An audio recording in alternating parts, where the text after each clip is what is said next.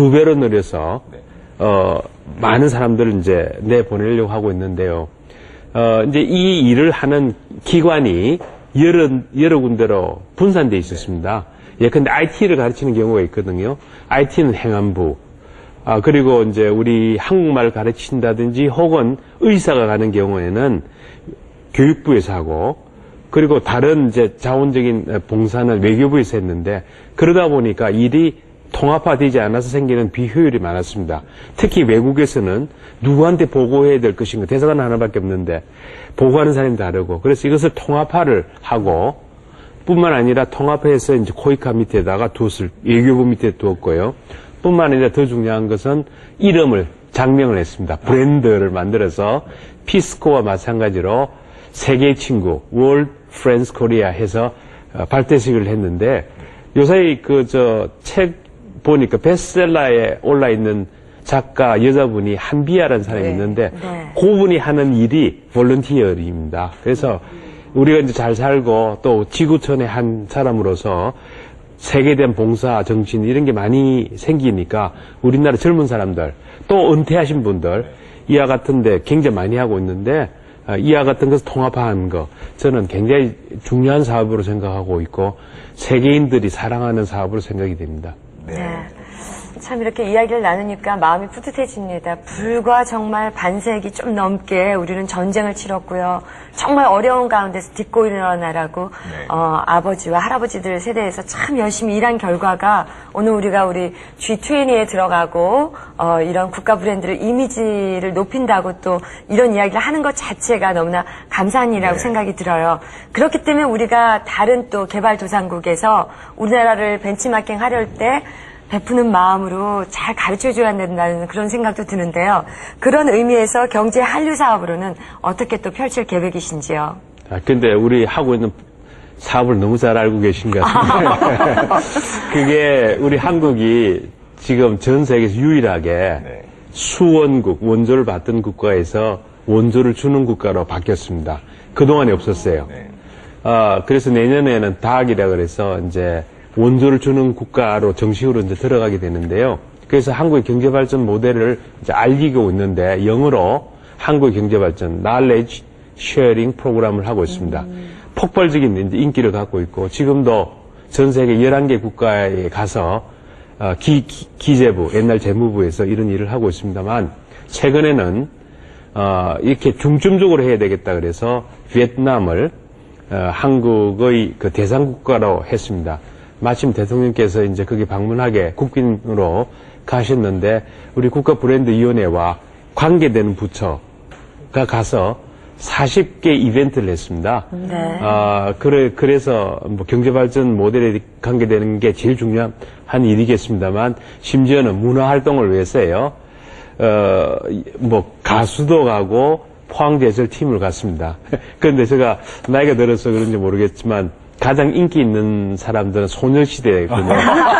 같이 공항에 내렸지만 공항에서 수백 명이 고함을 질러서 우리 대통령이 오셔서 그러냐 생각했는데 소녀시대 환영을 하는데 이 한류붐이 굉장히 크고요. 그게 이제 5천 명이 모이는 그런 큰 강당에서 그 다음날 공연이 있었습니다.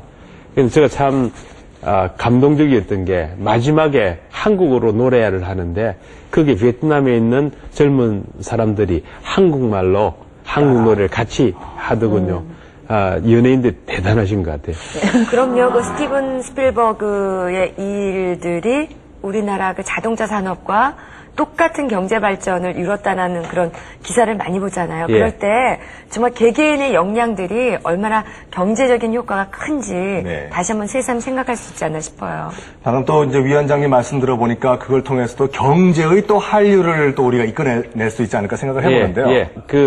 우리는 잘 모르는데요. 외국에 나가면은 한국 기업의 그 역할을 알 수 있습니다. 쉽게 이제 보면 이렇습니다.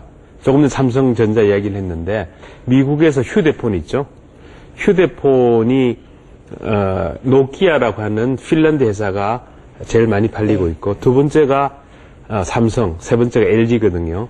근데 노키아를 생산하고 있는 핀란드에 가서 한국제 LG를 휴대폰을 보이면은 핀란드 사람이 다 놀랍니다.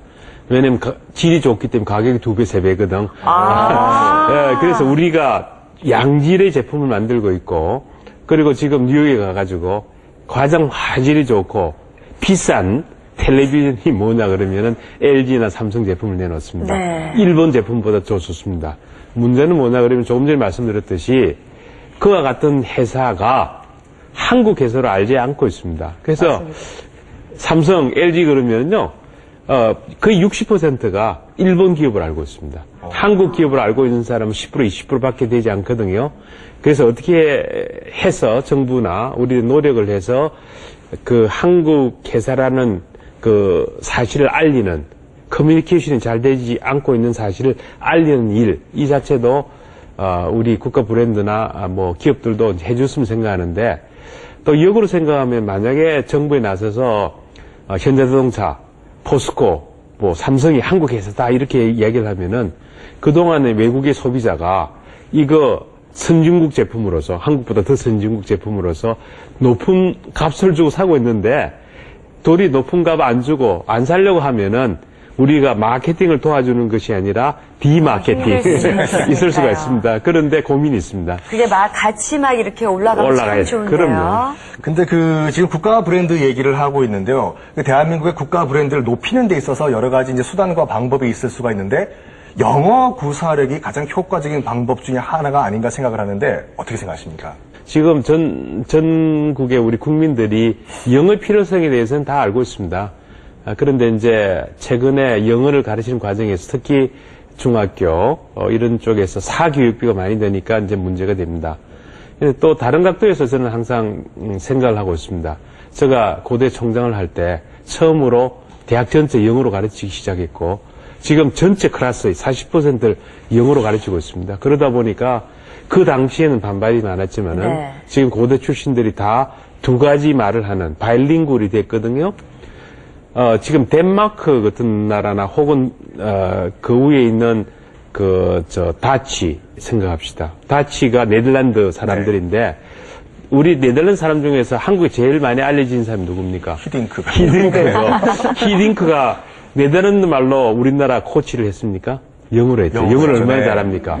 그 네덜란드 사람들은 대학교를 졸업하면은 3개 국어를 능통하게 합니다. 그런데 네덜란드가 한국보다 경제적으로 못하는 것도 아니고 역사적으로, 문화적으로 앞서 있다고 볼 수 있지 않습니까? 17세기에는 전 세계 헤게모니를 잡고 있던 국가거든요. 그럼에도 불구하고 다른 나라 사람들이 네덜란드 말을 쓰고 있지 않으니까 영어와 불어나 독일어를 하고 있거든요. 뭐 그런 면에서 영어의 필요성은 뭐 말할 것도 없습니다. 뿐만 아니고요. 삼성 제품, 삼성전자에서 나오는 제품의 80%가 외국에서 팔리고 있습니다. 그러니까 나는